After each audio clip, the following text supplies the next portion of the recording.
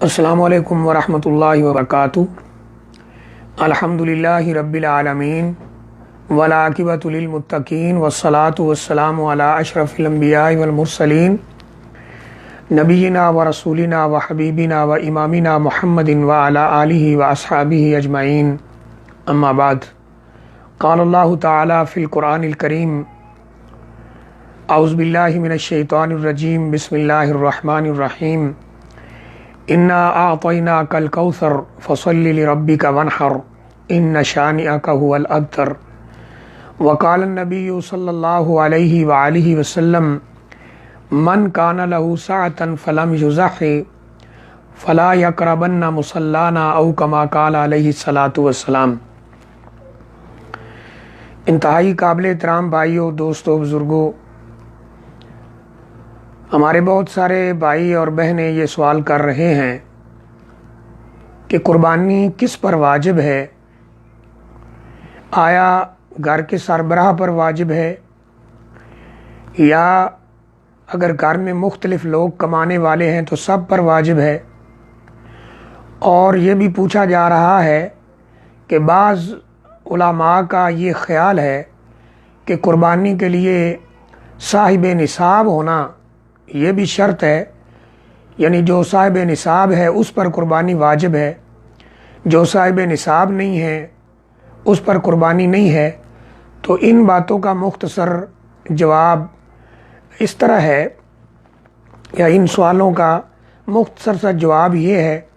کہ سب سے پہلی بات تو علماء اس بات پر ہی اختلاف رکھتے ہیں کہ آیا قربانی واجب ہے یا پھر قربانی سنت مؤکدہ ہے۔ تو جمہور علماء کے نزدیک قربانی سنت مؤکدہ ہے، اور بعض علماء کے نزدیک قربانی واجب ہے۔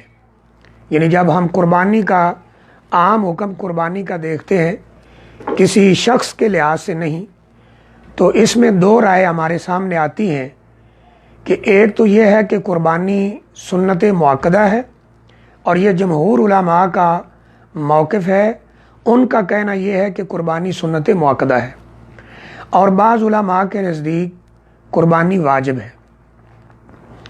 اب اگلا مرحلہ جو ہے کہ قربانی کس پر واجب ہے، تو جو پچھلا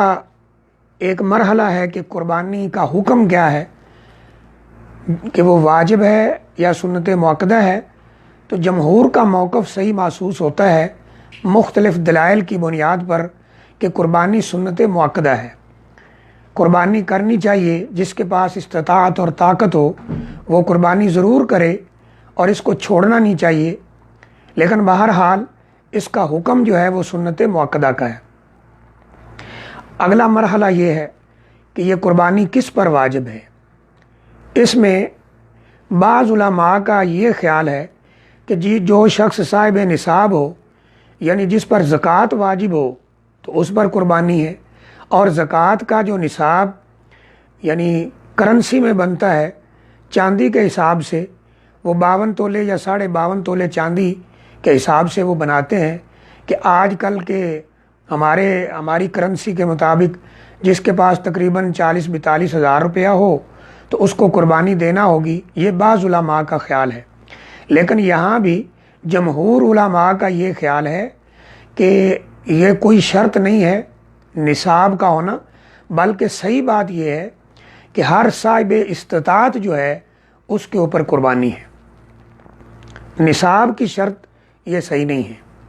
یعنی صاحب استطاعت ہو، قربانی کر سکتا ہو، تو اس کو قربانی کرنی چاہیے۔ اس کی دلیل کیا ہے؟ نبی اکرم صلی اللہ علیہ وآلہ وسلم نے فرمایا کہ من کان لہ سعة فلم یضح فلا یقربن مسجدنا فلا یقربن مصلانا، کہ جس بندے کے پاس طاقت ہو، جس مسلمان کے پاس وسعت ہو، طاقت ہو، اور وہ قربانی نہ کرے جان بوجھ کر، تو وہ ہماری عیدگاہ کے قریب نہ آئے،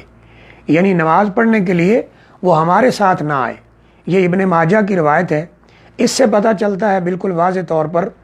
اور یہ حسن درجے کی قابل قبول روایت ہے، اس سے صاف پتہ چلتا ہے کہ قربانی اس پر ہے جو صاحب حیثیت ہو، جو قربانی کر سکتا ہو، اس کے پاس اتنا مال ہو، وسعت ہو کہ وہ قربانی کر سکتا ہو تو قربانی اس کو کرنی چاہیے۔ اور نصاب کی جو شرط ہے یہ صحیح نہیں ہے۔ اس کی دلیل کیا ہے کہ نصاب کی شرط صحیح نہیں ہے؟ نبی اکرم صلی اللہ علیہ وآلہ وسلم مدنی زندگی میں جب آپ مدینہ منورہ تشریف لائے، ہجرت کر کے آئے، آپ کے ساتھ صحابہ اکرام بھی آئے، مدینہ والوں نے اسلام قبول کیا، آپ نے یہاں 10 سال کا تقریباً عرصہ گزارا ہے، اور ہر سال نبی اکرم صلی اللہ علیہ وسلم نے قربانی کی ہے۔ آپ کم از کم 2 مینڈے قربان کیا کرتے تھے، جیسا کہ حدیث میں بالکل واضح ہے۔ لیکن کوئی بھی ایسا سال نہیں ہے جب نبی اکرم صلی اللہ علیہ وسلم صاحب نصاب ہوں، یعنی نبی اکرم صلی اللہ علیہ وسلم کے پاس کبھی بھی کسی سال بھی اتنا مال جمع نہیں رہا کہ آپ کے اوپر زکوٰۃ فرض ہو گئی ہو، آپ صاحب نصاب ہو گئے ہوں، لیکن آپ نے قربانی ہر سال کی ہے۔ اس حدیث مبارکہ سے 2 چیزیں بالکل واضح ہیں۔ نمبر 1 کہ قربانی صاحب حیثیت پر ہے، نصاب کی شرط یہ صحیح نہیں ہے۔ اور دوسری بات کہ قربانی کے لیے، یعنی قربانی کرنے کے لیے انسان کے اندر جذبہ ہونا چاہیے، اس جذبے کے تحت وہ قربانی میں حصہ لے۔ وہ اس کے پاس بالفرض وقتاً پیسے نہیں بھی ہے وقتی طور پر، تو وہ کہیں سے پکڑ کے بھی قربانی کر سکتا ہے، یعنی وہ بڑھ چڑھ کر اس میں حصہ لے، شوق کے ساتھ اس کو کرے۔ جیسے ہم دوسرے کاموں میں کہیں نہ کہیں سے اہتمام کر لیتے ہیں اور جانور اپنے دوسرے تیسرے کام کر لیتے ہیں، تو یہ تو اپنے فائدہ کے لیے ہے، یہ اللہ تعالیٰ کے تقرب کے لیے ہے۔ اللہ نے قرآن مجید میں فرمایا ہے، قل ان صلاتی و نسکی و محیای و مماتی للہ رب العالمین۔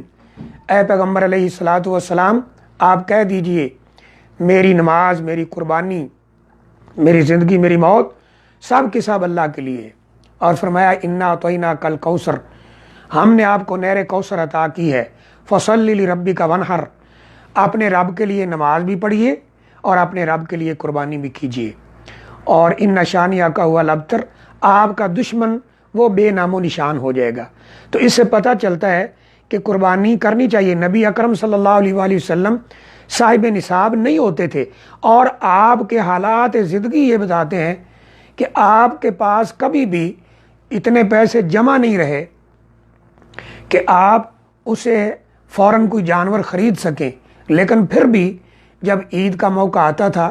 عید الاضحیٰ کا موقع آتا تھا، قربانی کا موقع آتا تھا، اللہ کے راستے میں خون بہانے کا موقع آتا تھا، تو آپ اس کا اہتمام ضرور کرتے تھے۔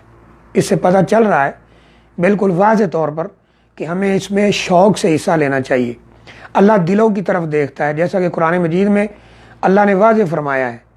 کہ اللہ تعالیٰ تمہاری صورتوں کو نہیں دیکھتا لیکن تمہارے دلوں کو دیکھتا ہے۔ اگر دل میں شوق ہو،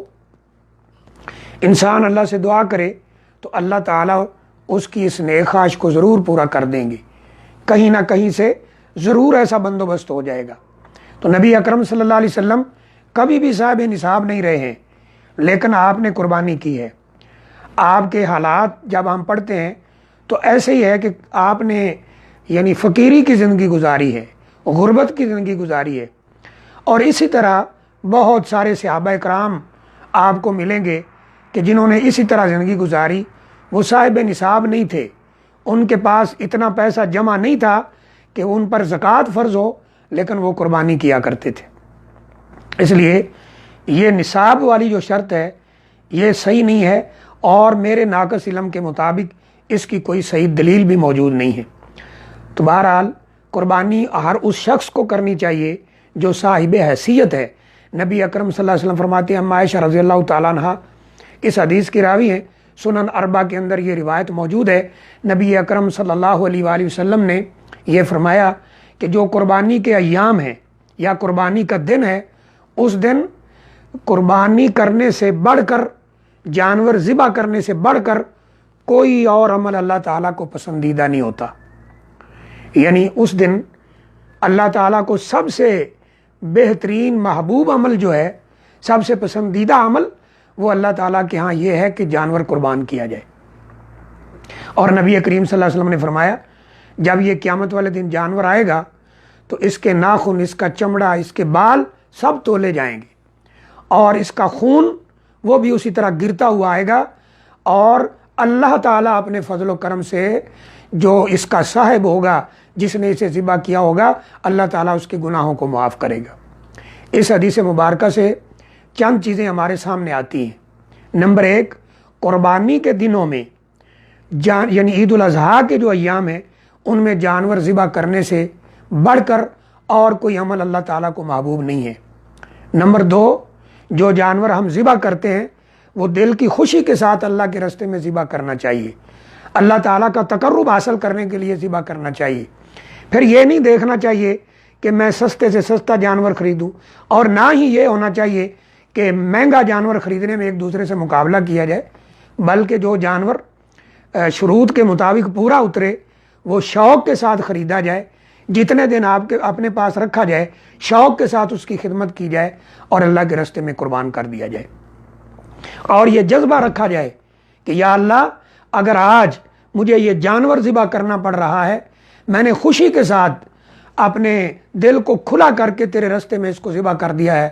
کل اگر اسلام کے لیے مجھے اپنی جان ذبح کرنی پڑی، اپنی گردن پہ چھری چلانا پڑی، اپنی گردن کو ذبح کرانا پڑا، سینے پہ گولی کھانا پڑی، تو اے اللہ میں تیرے دین کے لیے اس سے بھی نہیں ہٹوں گا۔ یہ ایک فلسفہ ہے قربانی کا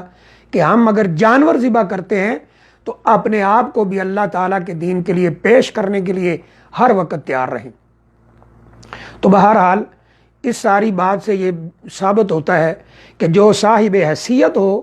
اس کو چاہیے کہ وہ قربانی کرے، نصاب کی شرط یہ صحیح نہیں ہے۔ اب اگلا جو پوائنٹ ہے وہ یہ ہے کہ اگر ایک گھر کے اندر کئی سارے لوگ کمانے والے ہیں تو پھر بہتر اور افضل یہ ہے کہ ہر کمانے والا، ہر صاحب حیثیت، جیسا کہ حدیث شریف میں واضح ہے، من کان لہ سعۃ، جس کے پاس وسعت ہو، پیسہ ہو، اپنے بیوی بچوں کی جو بالکل جائز ضروریات ہیں ان سے ہٹ کر اتنا پیسہ ہو کہ وہ جانور خرید سکے تو اس کو ضرور ذبح کرنا چاہیے۔ ہاں اگر گھر کا سربراہ کماتا ہے، باقی لوگ نہیں کماتے ہیں، اور حالات بھی ایسے ہی ہیں کہ صرف سربراہ قربانی کر سکتا ہے، تو پھر وہ اس نیت سے قربانی کرے گا کہ اللہ اسے بھی ثواب دے، اس کے بیوی بچوں کو بھی ثواب دے، اور جن جن کا وہ ذمہ دار اور کفیل ہے اللہ تعالیٰ سب کو ثواب دے۔ تو اللہ تعالیٰ کی رحمت بہت بڑی وسیع ہے۔ انشاءاللہ اگر گھر کا سربراہ قربانی کرتا ہے تو سب لوگ اس اجر میں شریک ہوں گے۔ لیکن اگر جوائنٹ فیملی سسٹم ہے، مثلا وہاں 3-4 بھائی رہتے ہیں، باپ ہے، باپ الگ کماتا ہے، بھائی الگ کماتے ہیں، ان کے بیوی بچے الگ ہیں، سسٹم الگ ہے، لیکن ایک ہی گھر میں رہتے ہیں، تو پھر ان کو چاہیے کہ ہر ایک شخص، ہر کمانے والا جس کے پاس وسعت ہو وہ قربانی کر دے، اور اس نیت سے کرے کہ اللہ تعالیٰ کا تقرب حاصل ہوتا ہے، اور یہ جانور جو آج ذبح کیا جا رہا ہے قیامت والے دن یہی اس کے لیے انشاءاللہ نجات کا ذریعہ بن سکتا ہے۔ تو بہرحال یہ قربانی کے جو ایام ہیں ان میں جو عمل سب سے پسندیدہ ہے وہ قربانی کا ہے، اور اس سے یہ بھی ثابت ہو رہا ہے کہ آج کل یہ جو ایک شیطانی فلسفہ پیش کیا جا رہا ہے کہ جی جانور قربان کرنے سے بہتر ہے کسی غریب کو دے دو، اتنے جانور قربان کرنے سے، گوشت ضائع کرنے سے بہتر ہے کہ کسی غریب کو دے دو، یہ شیطانی فلسفے ہیں۔ اللہ تعالیٰ نے ہمیں پیدا کیا ہے، دنیا کو بنایا ہے، اللہ تعالیٰ نے زمین و آسمان کو بنایا ہے، اللہ تعالیٰ نے جانوروں کو بنایا ہے، وہ بہتر جانتا ہے کہ اس کے ہر حکم میں کیا حکمت ہے۔ جب اس نے ہمیں حکم دیا ہے تو اس کے حکم کی پیروی کی جائے اور جانور ذبح کیا جائے۔ اگر پورا جانور ذبح کرنے کی طاقت نہ ہو تو کسی بڑے جانور میں حصہ رکھا جائے، اور یہ جو شیطانی فلسفے ہیں ان پر کان نہ دھرا جائے۔ اللہ تعالیٰ سے دعا ہے اللہ تعالیٰ ہمیں عمل کی توفیق عطا فرمائے، ہماری قربانی، ہماری نمازیں اللہ تعالیٰ اپنی بارگاہ میں قبول فرمائے۔ وآخر دعوانا الحمد للہ رب العالمین۔